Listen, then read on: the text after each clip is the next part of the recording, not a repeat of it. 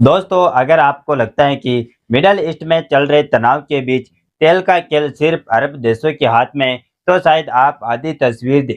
दरअसल असली चाल तो भारत ने चाल दी। आपको जानकर हैरानी होगी कि कुछ समय पहले मिडल ईस्ट के कई देशों ने भारत से जाने वाले अंडों समेत कई फूड प्रोडक्ट को रिजेक्ट करके वापस भेज दिए। लेकिन आज हालात इतने बदल चुके हैं कि वही देश आलू, प्याज और टमाटर के लिए एक दो नहीं बल्कि 10 गुना कीमत देने को तैयार है। फिर भी भारत फिलहाल बड़े पैमाने पर एक्सपोर्ट करने में जल्दबाजी नहीं कर रहा है।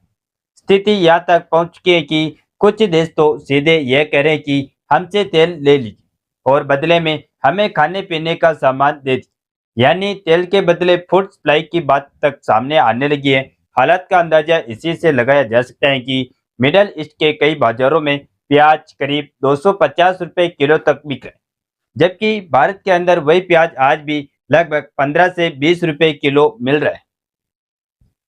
अब दुनिया को समझ आने लगा है कि भारत की असली ताकत क्या है, और अगर भारत से रिश्ते खराब किए गए तो आगे चलकर इसका कितना बड़ा नुकसान उठाना पड़ सकता है।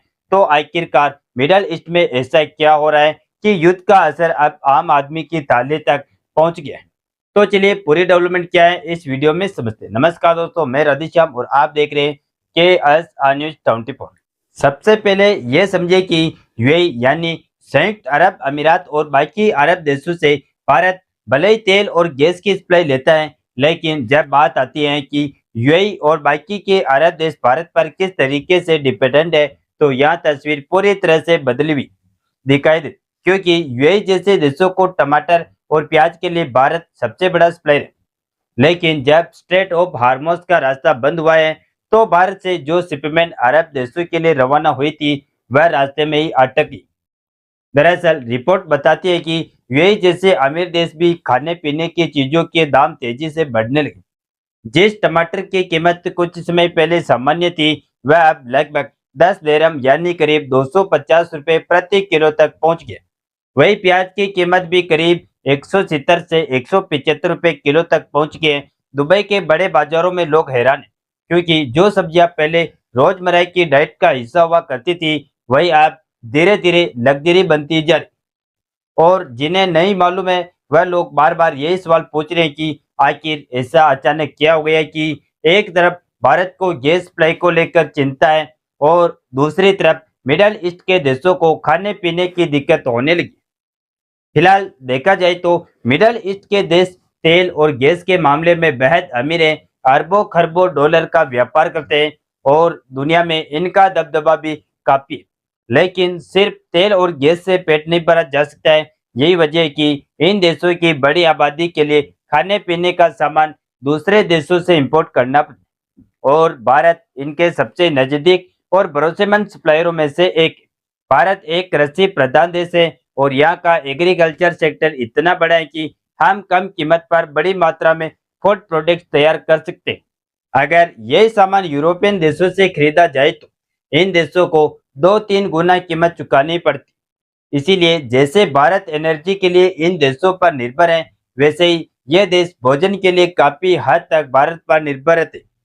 लेकिन हाल ही के तनाव से इस सप्लाई चेन को झटका लगा दिया। समुद्री रास्तों पर जोखिम बढ़ने से जहाजों की आवाजाही प्रभावित हुई है। कई कार्गो शिप्स समुद्र में ही फंसी हुई। इंश्योरेंस की लागत कई गुना बढ़ चुकी है, और कुछ कंपनियों ने तो 300 से 400% तक प्रीमियम बढ़ा दिया। ऐसे में जहाजों के कैप्टन भी जोखिम लेने से बचना चाह रहे हैं। ऊपर से रमजान का महीना चल, इसीलिए खाने पीने की चीजों की मांग पहले से ज्यादा है। जब मांग बढ़ती है और सप्लाई बाधित हो जाती है, तो कीमतों का बढ़ना लगभग तय हो जाता है। यही वजह है कि बाजार में अचानक इतनी महंगाई देखने को मिल रही है। यूएई सरकार ने हालात संभालने के लिए बाजारों की निगरानी शुरू कर, और व्यापारियों को मनमाने दाम बढ़ाने से रोकने की कोशिश की जाए।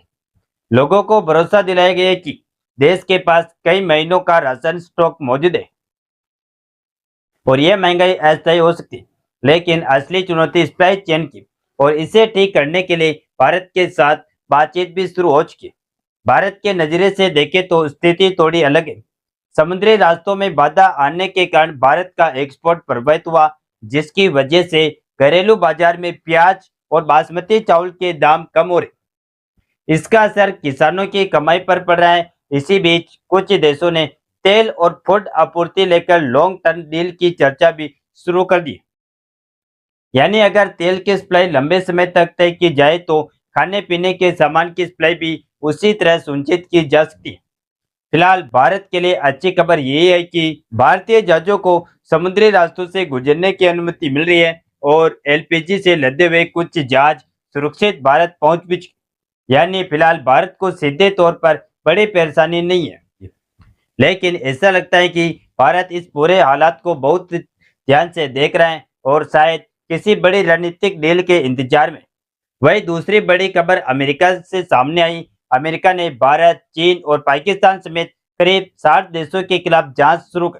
पहले यह कार्रवाई सिर्फ 16 देशों तक सीमित थी, लेकिन 24 घंटे के भीतर इसकी सूची बढ़ाकर 60 कर दी। अमेरिका का आरोप है कि इन देशों में सस्ते श्रम के कारण उत्पादन लागत कम रहती है, जिससे इसके उत्पाद अंतर्राष्ट्रीय बाजार में बहुत सस्ते बिकते हैं और अमेरिकी कंपनियों को नुकसान उठाना पड़ता। अगर जांच में भारत के खिलाफ कुछ भी संदिग्ध पाया गया तो अमेरिका भारतीय सामानों पर 10% से लेकर 60% तक टैरिफ लगा सकता है। भारत पहले से ही अमेरिका को कपड़े, कालीन, समुद्री उत्पाद और कई अन्य चीजें बड़े पैमाने पर एक्सपोर्ट कर, इसीलिए यह खबर भारत के लिए चिंता बढ़ाने वाली। फिलहाल प्याज और टोमेटो की बात देखी जाए तो भारत दुनिया के उन चुनिंदा देशों में शामिल है जो प्याज और टमाटर दोनों के बड़े एक्सपोर्टर। भारत हर साल लगभग 10 से 15 लाख टन से ज्यादा प्याज दुनिया के अलग अलग देशों में बेचता है और कई सालों में यह आंकड़ा 1.5 मिलियन टन से भी ऊपर पहुंच गया। इसी वजह से भारत को लंबे समय तक दुनिया के सबसे बड़े या टॉप 3 प्याज निर्यातकों में गिना जाता रहा। भारत के कुल सब्जी निर्यात में भी प्याज और टमाटर जैसी फसलों बड़ा हिस्सा रखती है और 2024-25 में भारत ने लगभग 1.8 अरब डॉलर से ज्यादा के ताजे फल सब्जियां विदेशों में भेजी। यही वजह है कि एशिया, अफ्रीका और खासकर मिडल ईस्ट के बाजारों में भारतीय प्याज टमाटर की भारी मांग रहती है। अब दिलचस्प बात यही है कि अरबों देशों के लिए भारत सबसे सस्ता और आसान सप्लायर बन जाता है। वजह साफ है कि दूरी कम होने से समुद्री ट्रांसपोर्ट का खर्चा कम पड़ता है और सामान जल्दी पहुंच जाता है। उदाहरण के तौर पर यूएई जैसे देश अपने प्याज आयात का लगभग 70 से 75% तक का हिस्सा भारत से लेते हैं, क्योंकि भारतीय प्याज की कीमत और सप्लाई दोनों स्थिर रहती है। यही कारण है कि दुबई जैसे शहरों की मंडियों में अक्सर नासिक के लाल प्याज दिखाई देते, जो सीधे महाराष्ट्र से जहाजों के जरिए जेबल अली पोर्ट पहुंचते। इतनी मजबूत सप्लाई चेन बन चुकी है कि यूएई जैसे देशों के लिए अचानक भारत की जगह किसी दूसरे देश पर निर्भर होना आसान नहीं। हालांकि भारत कभी-कभी घरेलू महंगाई को काबू में करने के लिए प्याज के निर्यात पर रोक भी लगा देता है। उदाहरण के तौर पर 2023-24 में भारत ने प्याज निर्यातकों पर कड़े प्रतिबंध लगाए थे, लेकिन इसके बावजूद यूएई जैसे करीबी साझेदारों के लिए विशेष अनुमति दी गई। सरकार ने पहले 14,400 टन प्याज यूएई को भेजने की अनुमति दी थी, फिर बाद में अतिरिक्त 10,000 टन और निर्यात की मंजूरी भी दी। यानी जब दुनिया के कई देशों को भारत से प्याज नहीं मिल रहा था, तब भी यूएई को सीमित कोटा देकर सप्लाई जारी रखी। यह दिखाता है कि मिडल ईस्ट में कई देशों की खाद्य सुरक्षा आज भी काफी हद तक भारत की खेती पर टिकी हुई। फिलहाल आपको क्या लगता है कि ईरान युद्ध के बीच यूएई और बाकी अरब देशों की डिमांड को पूरा करके भारत फिर पहले की तरह इनकी जरूरत बन पाएगा या नहीं? आप अपनी राय नीचे कमेंट में जरूर बताएं और इस वीडियो को एक लाइक करके अपने मित्रों तक शेयर जरूर करें ताकि उन्हें भी जानकारी मिल सके। इसी तरह और भी नॉलेजेबल वीडियो देखने के लिए हमारे चैनल KSR News 24 को सब्सक्राइब करके बेल आइकन को ऑल पर जरूर सेलेक्ट करें। जय श्री राम, जय हिंद, जय भारत।